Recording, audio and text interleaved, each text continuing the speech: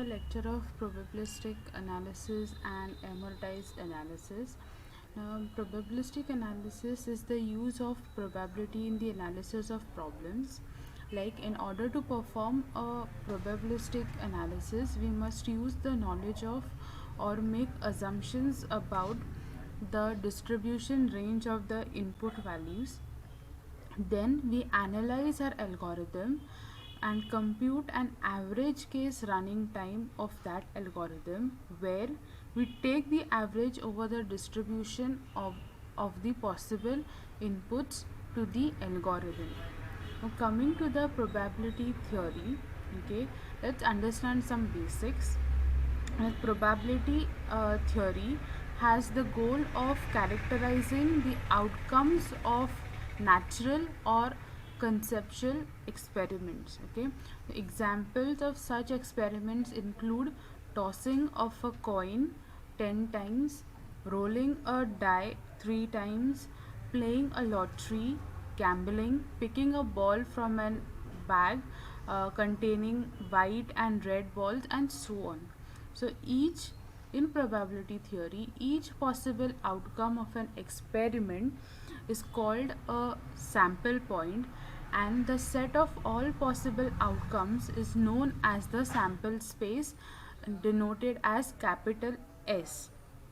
So in text, okay, we assume that S is finite space, that is such a sample space which is discrete in nature.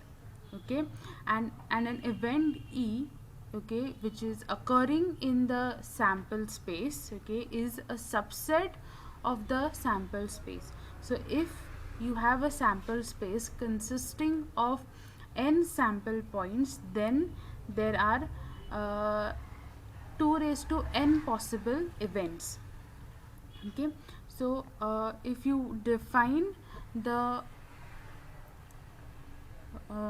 probability, then the probability of event E is defined to be mod of E divided by mod of S, where S is the sample space, and then you need what you call as the indicator random variable represented as I.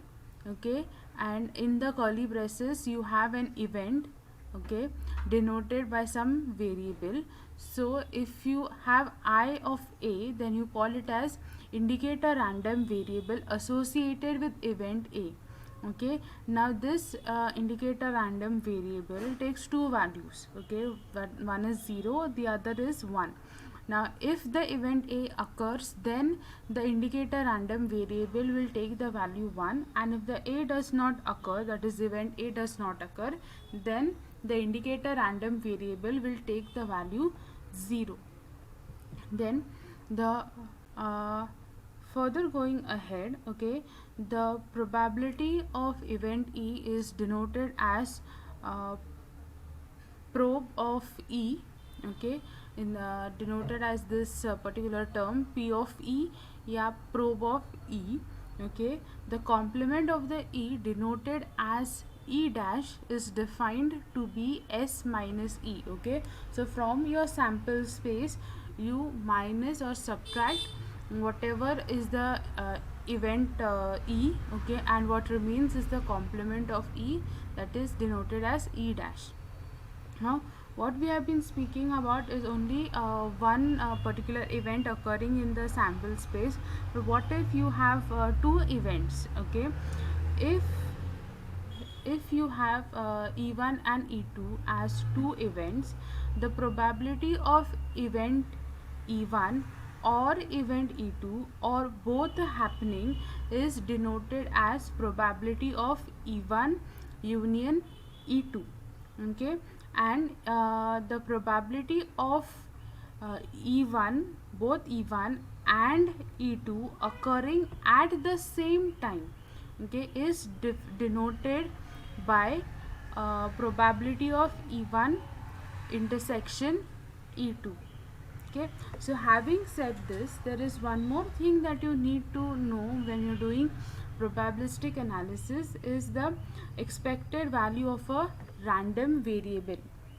The simplest and the most useful summary of the distribution of a random variable is the average of the values it takes on, okay, and the expected value, okay, which is synonymous to expectation or mean of a discrete random variable x, okay, is given by this formula on the screen, okay, where the expected value of x is denoted as e of x summation, where x takes some value, okay, it is the discrete event x into probability of the variable x, okay, taking a particular value, okay.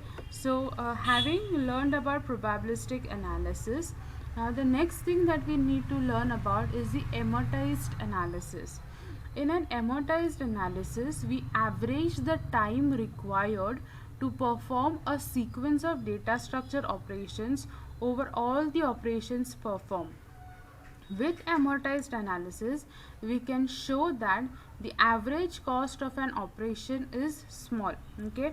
So if we average over a sequence of operations, even though a single operation within the sequence might be expensive.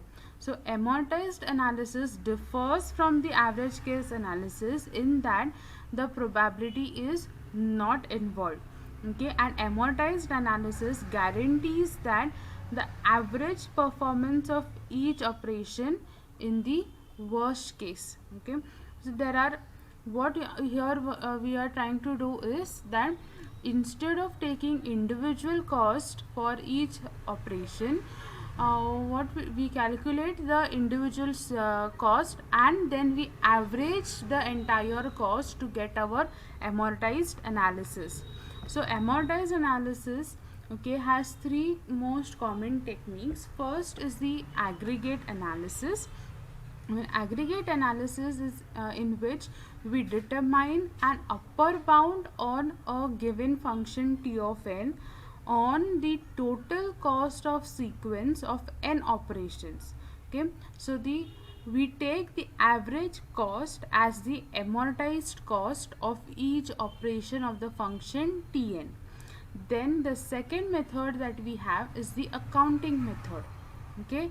Here, when there is more than one type of operations, okay, each type of operation may have different cost, okay. So the accounting method overcharges some operations early in the sequence, storing the overcharge as the prepaid credit, okay, on specific objects in the data structure.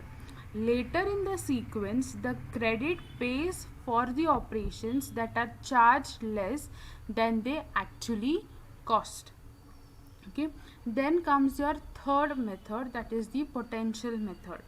The potential method here maintains the credit as the potential energy of the data structure as a whole, instead of associating the credit with the individual objects within the data structure, okay. So the potential method is just like your accounting method, in that we determine the amortized cost of each operation and may overcharge operations early on to compensate for the undercharges later, okay. So both are like same, both maintain the say credit sort of thing, but in amortize the credit is mentioned for or maintained for each operation, whereas, okay, the credit in potential method is maintained for the entire data structure as a whole, okay. So I hope you have understood these two topics. Thank you for listening patiently.